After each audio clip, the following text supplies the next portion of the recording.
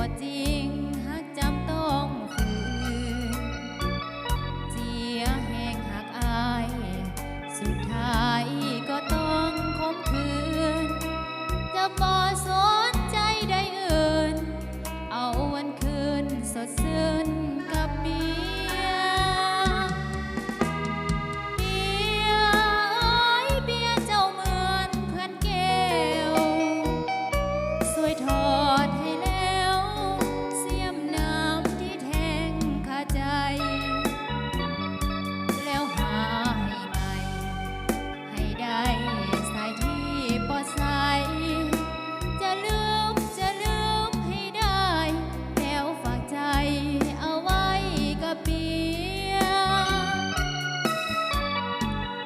น้องนั่งดื่มเบียร์เพื่อเคลียร์อารมณ์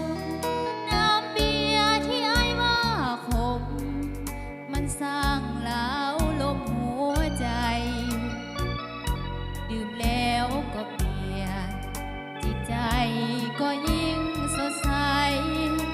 ลืมสาหัวใจน้องจะให้ลืมได้อ้ายเอ่ย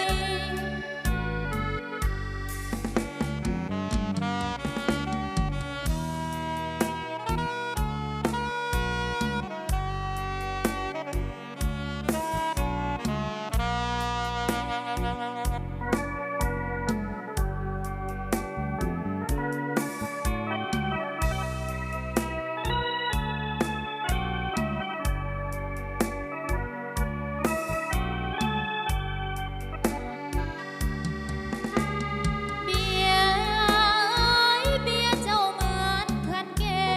วสวยทอ